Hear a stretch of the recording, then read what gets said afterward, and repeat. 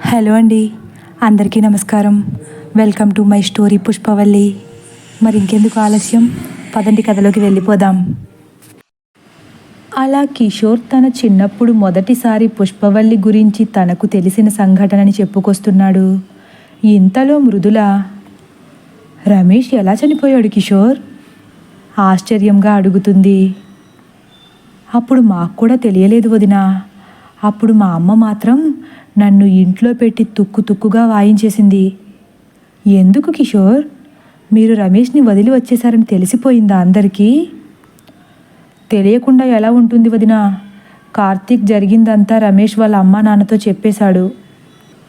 ఆ విషయం తెలిసి మా అమ్మ కూడా నన్ను బాగా కొట్టి ఇంకెప్పుడైనా ఆ స్కూల్ దగ్గరికి ఆడుకోవడానికి వెళితే కాళ్ళు విరిచేస్తానంది. 1 నెల రోజులు పోయాక రమేష్ గాడిని మర్చిపోయి అందరూ మళ్ళీ స్కూల్లోకి వెళ్ళి ఆడుకుందామనుకున్నాం. కానీ చీకటి పడ్డాక స్కూల్ దగ్గరికి ఎట్టి పరిస్థితుల్లోనూ వెళ్ళనివ్వలేదు. ఎందుకు? చాలా రోజులు మాకేం తెలియనిచ్చేవారు కాదు దినా. కానీ రమేష్ మరణం గురించి ఊళ్ళో పెద్దోళ్ళందరూ గుంపులుగా గుసగుసలాడుకోవడం మొదలుపెట్టారు. కానీ ఏం జరిగిందో మాకు మాత్రం చెప్పేవారు కాదు. నీకులాగే మాకు కూడా ఎలాగైనా ఆ విషయాన్ని తెలుసుకోవాలని కుతూహలం ఎక్కువైపోయింది. ఆ విషయం గురించి ఎప్పుడు ఎవరు మాట్లాడుకుంటారా అని ఆసక్తిగా ఎదురు చూసేవాళ్ళం. ఇంతలో ఒకరోజు రాత్రి నేను పడుకున్నాననుకుని మా తాతయ్య మా నానమ్మతో ఇలా చెప్పుకొచ్చారు. సత్యం కొడుకు రమేష్ని పూజారి గారి అమ్మాయి పుష్పవల్లే చంపేసిందంటున్నారే. నేను విన్నానయ్యా. పుష్పవల్లి నిజంగానే చచ్చిపోయిందంటే నాకు నమ్మబుద్ధి కావట్లేదు. చిలకలాంటి పిల్ల, అంత మంచి పిల్ల ఊళ్ళో ఎవరైనా ఉంటారా? దేవుడు ఎప్పుడు ఏం చేస్తాడో ఎవరికీ తెలియదు. అవునే, నాకు కూడా అదే బాధేసింది. ఇంతకీ సత్యానికి పుష్పవల్లి కనిపించడం నిజమేనా? అసలు ఏం జరిగింది? ఒక్కొక్కరు ఒక్కో రకంగా మాట్లాడుకుంటున్నారు. కొందరేమో ఆడు తాగుబోతోడు, నోటికి ఇష్టం వచ్చినట్టు వాగుతాడు అని తీసి పడేస్తున్నారు. ఏమోనే, ఆడు చెప్పిన దాన్ని బట్టి మొన్న రాత్రి పక్కూరు నుంచి ధాన్యం వేసుకుని ఎడ్ల బండి మీద వస్తున్నాడంట. రామాపురం వెళ్ళే దారిలో ఎడ్లు ఒక్కసారే ఆగిపోయాయంట. వాడు ఎంత కొడుతున్నా ఎడ్లు కదలట్లేదంట. ఇంతలో రోడ్డుకి అడ్డంగా దూరంగా ఎవరో ఒక ఆడమనిషి నుంచున్నట్లు కనిపించి అలానే చూస్తూ ఉన్నాడంట. ఆ ఎర్రచీర కట్టుకున్న ఆడమనిషి దగ్గరకు వచ్చే కొలది ఆ ముఖాన్ని ఎక్కడో చూశానే అని అనుకున్నాడంట మనసులో. తర్వాత బాగా దగ్గరికి వచ్చాక అర్థమైందంట ఆ అమ్మాయి పూజారి గారి అమ్మాయిలా ఉందని. పాపం పుష్పవల్లి మన ప్రసాద్ని, సత్యాన్ని, వీళ్ళందరినీ అన్నయ్య అన్నయ్య అని అస్సలు వదిలేది కాదు. పిచ్చి పిల్ల. ఆ తర్వాత ఏమైంది? పుష్పవల్లి ఆ చిమ్మ చీకట్లో ఆ నడి రోడ్డు మీద భయమేమీ లేకుండా నెమ్మదిగా ధీమాగా నడిచి రావడం చూసిన సత్యానికి చాలా ఆశ్చర్యం వేసిందంట. అప్పటికే చాలా సంవత్సరాలు అయిపోయింది కదా ఆ పిల్ల కనిపించకుండా పోయి. ఏదైతే ఏంట్లే, వల్లి ఇప్పటికైనా కనిపించిందనుకుని పూజారి గారికి ఈ విషయం తెలిస్తే చాలా సంతోషిస్తారని మనసులో కాస్త సంబరపడిపోయి, వల్లి ఇన్నాళ్ళు ఏమైపోయావమ్మా? మీ నాన్నగారు మీ అమ్మగారు నీ గురించి ఎంతలా బెంగ పెట్టుకున్నారో తెలుసా అన్నాడంట. వెంటనే ఆ పిల్ల వింతగా చూస్తూ, అన్నయ్య నన్ను ఊళ్ళోకి తీసుకువెళ్తావా? నాన్నగారిని ఒక్కసారి చూడాలనిపిస్తుంది అందంట. ఎందుకు తీసుకెళ్ళనమ్మా, వచ్చి బండెక్కు. అయినా ఇంత రాత్రిపూట ఎక్కడి నుంచి వస్తున్నావు? పుష్పవల్లి నెమ్మదిగా బండి వైపు ఒక్కో అడుగు వేస్తుంటే ఎడ్లు ఎందుకో బెదిరిపోయినట్లు తలలు ఆడిస్తూ వెనక్కి అడుగులు వేశాయంట. అవి ఎందుకు వెనక్కి జరుగుతున్నాయో వీడికి ఏమీ అర్థమయ్యి చావలేదట. వాటిని ఎంత కొడుతున్నా మాట వినట్లేదంట. అవునా? ఆ పుష్పవల్లి కోపంగా ఎడ్ల వైపే చూస్తూ ముందుకు వస్తుందంట. అప్పుడు ఆ ఎడ్లు ఆగట్లేదని కోపంతో ఇంకా గట్టిగా బాధేసరికి అప్పుడు ఆగి కుదురుగా నిలబడ్డాయంట. పుష్పవల్లి నెమ్మదిగా వెళ్ళి బండి ఎక్కి కూర్చుందంట. వల్లి సరిగ్గా కూర్చున్నావా? పోనీమంటావా? పోనీ అన్నయ్య అని పుష్పవల్లి అనగానే వీడు బండిని ఊర్లోకి తిప్పాడంట.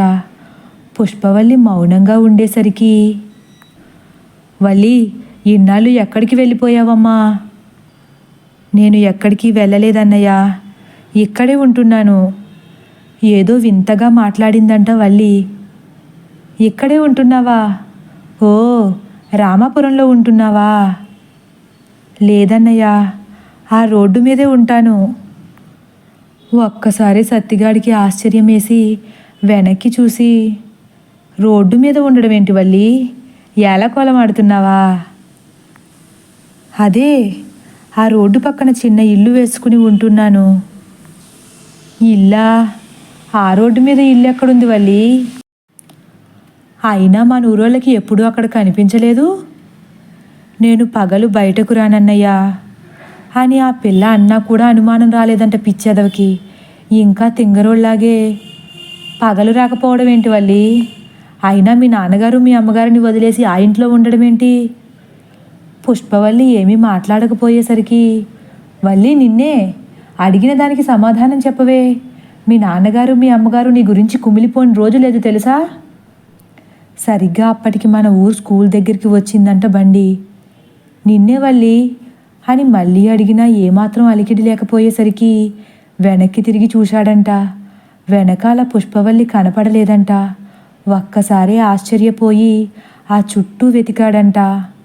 వల్లి వల్లి అని ఎంత పిలిచినా ఆ పిల్ల పలకలేదంట. ఇదేంటి, ఏమైపోయింది ఈ పిల్ల అనుకుని కాస్త భయమేసిందంట. ఇక ఇంటికి వెళ్ళిపోవడం మంచిదనుకుని ముందుకు తిరిగేసరికి తన ముందు ఒక వికృతమైన ఆకారం కనిపించిందంట. ఆ ఆకారం కింద వరకు జుట్టు విరబూసుకుని తెల్లగా పాలిపోయి తెల్లగా మెరిసిపోతూ గుంటలు పడిన కళ్ళతో వీడివైపే చూస్తుందంట. చూసి గుండె వేగంగా కొట్టుకోవడం మొదలుపెట్టిందంట. ఏం చేయాలో అర్థం కాక ఒళ్ళంతా ముచ్చెమటలు పోసేసి బండిని ముందుకు పోనిద్దామా అంటే ఇటు ఎడ్లు కదలట్లేదంట. భయంతో వణికిపోతుంటే ఉన్నట్లుండి ఆ ఆకారం మాయమైపోయిందంట. అమ్మయ్యా అని ఊపిరి పీల్చుకుని బండిని వేగంగా ముందుకు పోనిచ్చాడంట. అలా ఎప్పుడు ఇంటికి వెళ్తామా అని ప్రాణాలు అరచేతుల్లో పట్టుకుని వేగంగా వస్తున్నాడంట. ఇంతలో వెనక నుంచి, సత్యమన్నయ్య, నాన్నగారిని తొందరగా చూడాలనిపిస్తుంది, ఇంకొంచెం వేగంగా పోనివ్వా అని మళ్ళీ వల్లి మాట వెనక వినిపించేసరికి ఒక్కసారే గొంతు ఎండిపోయి నీళ్లు నములుతూ వెనక్కి చూశాడంట. ఈసారి వెనక వల్లి కాకుండా ఆ వింత ఆకారం బండిపై కూర్చుని ఉండేసరికి వల్లియే ఆ దెయ్యమని అర్థమైపోయి పెద్దగా అరిచి బండి దిగి పరిగెత్తడం మొదలుపెట్టాడంట. వల్లి మాత్రం తెల్లగా పాలిపోయిన శరీరంతో నల్లని కళ్ళతో వంటి నిండా రక్తపు చారలతో ఆ బండిపైనే కూర్చుని పరిగెడుతున్న సత్యం వైపు తీక్షణంగా చూస్తూ ఉందంట. ఆడు పరిగెత్తినంత లెక్క ఎక్కడో చోట కనిపిస్తూనే ఉందంట. సత్యంగాడు ఆ రోజు ఇక చచ్చిపోయాననుకున్నాడంట. కానీ అదృష్టం బాగుండి మన ఊరి ఆంజనేయ స్వామి గుడి దాకా వచ్చేసరికి వల్లి కనిపించడం మానేసిందంట. అలా ఎలాగైతే తప్పించుకుని ఇంటికి చేరుకున్నాడు. ఇంటికి వచ్చిన వెంటనే వాళ్ళ ఆవిడ బండి ఏదని అడిగితే జరిగిందంతా చెబితే ఇప్పుడు కూడా తాగొచ్చావా అని వాళ్ళ ఆవిడ నమ్మలేదంట. నేను తాగలేదు, నిజమే చెబుతున్నాను, ఆ పూజారి గారి అమ్మాయి పుష్ప చచ్చిపోయి దెయ్యంలా మారిపోయింది అని ఎంత చెప్పినా వినకుండా మొగుణ్ణి తిట్టి పడుకోబెట్టేసిందంట. మర్నాడు స్కూలుకు వెళ్ళిన రమేష్ చచ్చిపోయినా కూడా వాళ్ళు సత్యాన్ని నమ్మలేదు. తాగుబోతోడు కదా, అలా ఏదో తాగి వాగుతున్నాడని తేలిగ్గా తీసుకున్నారందరూ. కానీ నిన్న మళ్ళీ ఆ దారిలో పుష్పవల్లి ప్రెసిడెంట్ గారి పెద్దబ్బాయి కనిపించిందన్నాక కాస్త అందరూ నమ్మడం మొదలుపెట్టారు. ఇందాక సుజాత కూడా అదే చెబుతుందయ్యా, ఆ అబ్బాయికి కారుకి యాక్సిడెంట్ అయిందేట కదా, కొంచెం ఉంటే ప్రాణాలు పోయేవంట. అవునే, దారిలో ఒక్కసారే కారు ముందు సడన్గా ఏదైనా ప్రత్యక్షమైతే ఎవరైనా ఏం చేస్తారు? హడలిపోయి కారు పక్కకి తిప్పాడంట. కారు అదుపు తప్పి రోడ్డు పక్కన ఉన్న తుప్పల్లోకి వెళ్ళి చెట్టుని గుద్దుకుని ఆగిందంట. తలకి గట్టి దెబ్బే తగిలింది పాపం. అవునయ్యా, అప్పుడు కూడా వదల్లేదంట కదా. ఆ కుర్రోడిని అంత సులువుగా ఏమీ వదల్లేదు. చాలాసేపు కారులోంచి బయటకు రానియలేదంట. కానీ వల్లి ఎందుకు ఇలా చేస్తుందో ఎవరికీ అర్థం కావట్లేదు. పూజారి గారికి ఈ విషయం చెబుతుంటే పూజారి గారు మాత్రం నమ్మకుండా నా కూతురు అటువంటి పని ఎప్పటికీ చేయదు, నా కూతురు చనిపోలేదు అని ఏడుస్తున్నారు. ఎవరు చెప్పేది నమ్మాలో అర్థం కావట్లేదని మా తాతయ్య మా నానమ్మతో చెబుతుంటే విన్నాను వదినా. అప్పటి నుంచి అర్ధరాత్రి ఎవరైనా పొరపాటున ఆ రోడ్డులో వచ్చిన వారికి పుష్పవల్లి కనిపించిందని, చాలా ఇబ్బంది పెట్టిందని చెప్పేవారు. కొంతమంది అయితే చనిపోయారు కూడా. ఇవన్నీ చూసిన మా వాళ్ళు ఇక అర్ధరాత్రి రామాపురం దారిలో రావడం మానేశారు. చిన్నప్పుడు ఇవన్నీ తెలిసి నమ్మి భయపడేవాళ్ళం, కానీ కొంచెం చదువుకుని తెలివచ్చాక ఇవన్నీ మూఢనమ్మకాలే అని భయపడడం మానేశాము. కానీ నువ్వు ఇప్పుడు చెప్పాక దెయ్యాలు నిజంగానే ఉన్నాయా అని భయమేస్తుంది అంటాడు కిషోర్. ఉన్నాయి కిషోర్, మా కళ్ళారా చూసామని చెప్పాక కూడా ఇంకా నమ్మాలా లేదా అని ఆలోచిస్తావేంటి? దెయ్యాలు ఉన్నాయి. అబ్బబ్బా, నువ్వు ఆగొదినా. దెయ్యంలాగా పదే పదే దెయ్యాలు ఉన్నాయి అనకు. ముందు నువ్వు వెళ్ళి పడుకో. అయినా నిన్ను సినిమా చూడ్డానికి రమ్మన్నాను చూడు, నా చెప్పుతో నేను కొట్టుకోవాలి. వెళ్ళు. అదేంటి కిషోర్ అంత మాట అన్నావు? నేనేం చేశాను? జరిగింది చెప్పాను అంతే కదా. అయినా ఎప్పుడు చెప్పాలో తెలీదా నీకు? ఇలా రాత్రులు ఎవరైనా చెబుతారా? అది దెయ్యం సినిమా చూస్తుంటే. సారీ కిషోర్, నీకు ఇంత భయమని నాకు తెలియదు కదా. తెలిస్తే ఎందుకు చెబుతాను? సరే, ఇంక పడుకో, రేపొద్దుటే లెగాలిగా అని అయోమయంగా చూస్తూ పైకి లేస్తుంది మృదుల. ఇంకేం పడుకుంటాను, ఒకటే పడుకోవడం. అర్జెంటుగా నువ్వు ఇక్కడి నుంచి వెళ్ళిపో, మళ్ళీ రేపటి వరకు కనిపించుకు. ఉన్నట్లుండి ఇలా మారిపోయావేంటి కిషోర్? ఇప్పటి వరకు బాగానే ఉన్నావు కదా. నీకు గాని దెయ్యం పట్టిందా ఏంటి? వెంటనే కిషోర్ పెద్దగా శబ్దం వచ్చేలా అరచేతులు కలిపి దండం పెడుతూ, వదినా నీకు దండం పెడతాను, ఇక ఆ దెయ్యం గురించి చెప్పకు, ప్లీజ్ వెళ్ళిపో వదినా. సర్లే, ఏడవకు, గుడ్ నైట్, బ్యాడ్ నైట్, వెళ్ళు. మృదుల ముఖం ఒక్కసారే వాడిపోతుంది. అక్కడి నుండి ముభావంగా వెళ్ళిపోతుంది. సమయం అర్ధరాత్రి 1 గంట. కమలా ప్రసాదులు మంచంపై పడుకున్నారు. ఆ పక్కనే మడత మంచం వేసుకుని కిటికీ పక్కకు కిషోర్ పడుకున్నాడు. అర్ధరాత్రి కావడంతో గాఢ మత్తులో బాహ్యాన్ని మరచిపోయి నిద్రపోతున్నారు.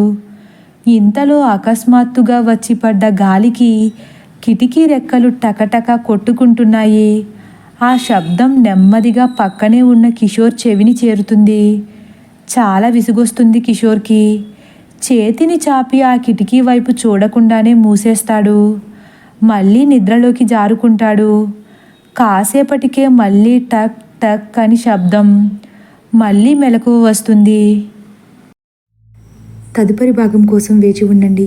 ఒకవేళ నా కథ కానీ మీకు నచ్చినట్లయితే లైక్ చేసి సబ్స్క్రైబ్ చేయడం మర్చిపోకండి. Thank you for watching.